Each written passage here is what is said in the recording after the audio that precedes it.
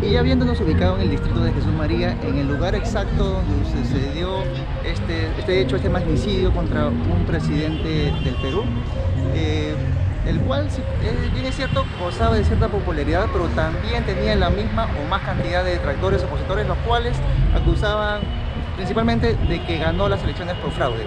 Hubieron marchas, revueltas, cualquier parecido con la actualidad no es coincidencia. Pero antes de empezar ya a desarrollar todo el tema, quería hacerte una pregunta. ¿En Venezuela alguna vez hubo magnicidio? Sí, por supuesto. Fue el único magnicidio registrado en la República de Venezuela y fue para el año 1950 contra el presidente de ese entonces, Carlos Román Delgado.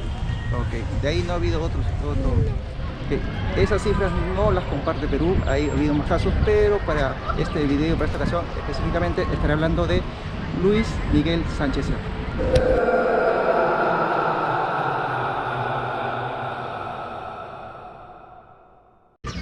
Entonces toda esta zona que conocemos hoy como el Campo de Marte, un conjunto de parques, en 1933 era aún el hipódromo de Santa Beatriz, que para ese entonces, como estábamos en pleno conflicto con Colombia, se decidió colocar por aquí algunas tropas y precisamente el presidente Luis Sánchez Cerro vino a pasar revistas de tropas que iban a ser enviadas a la frontera, ¿no?, Perú con Colombia.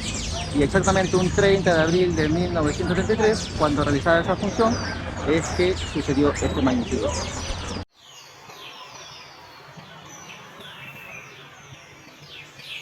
En este lugar exactamente se realizaban hasta hace algunos años los desfiles por fiestas patrias, pero en abril de 1933, llevando ya 7 meses de guerra con Colombia, estaban ubicadas las tropas del ejército que se iban a dirigir hacia la frontera de Perú con Colombia. Seguimos caminando, recorriendo el Campo de Marte y les seguiré contando cómo sucedió esto.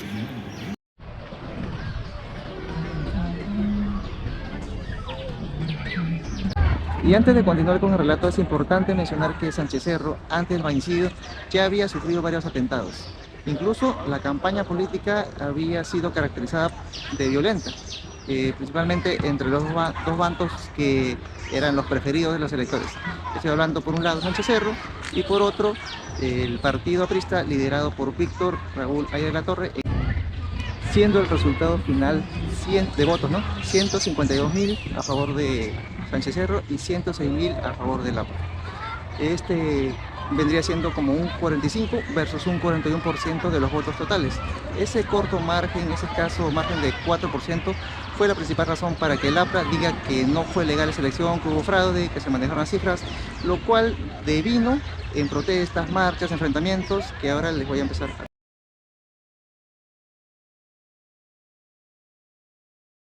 Y aunque ya estamos en el lugar de los hechos del año 1933, tendríamos que retroceder solo un poco para entender cómo Sánchez Cerro llegó a ser presidente del Perú.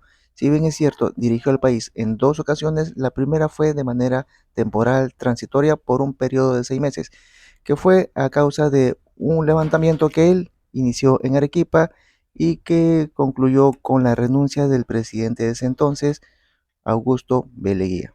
Pero Sánchez Cerro no fue el único que se levantó contra el gobierno de Leguía. Hubieron otros líderes políticos, los cuales no estaban del todo de acuerdo de que se mantenga en el poder Sánchez Cerro, entonces movilizaron, hubo también nuevamente revueltas, manifestaciones, esto aunado a que se sentían los rezagos de la crisis de 1929, esa crisis mundial, también conocida como el crack o la depresión del 29, y bueno, hubieron sublevaciones incluso en la fortaleza de Real Felipe, pero la que decidió todo fue un nuevo levantamiento en Arequipa. Entonces se vio obligado a renunciar y ahí recién se procedieron a realizar elecciones. Asumiendo la presidencia el 8 de diciembre de 1931, ahora sí volvemos al magnicidio, al tema del magnicidio. Y ya el 6 de marzo de 1932 sufría su primer atentado de parte de un aprista de nombre José Melgar, el cual lo disparó. Fue la primera advertencia que tuvo de parte de este partido, que fue también, si se puede decir, perseguido, ¿no? Hubieron varias medidas de parte del gobierno de Sánchez Cerro en el cual eran perseguidos los integrantes de este partido. Los acusaban de entre comunistas o de terroristas, en fin, de subversivos.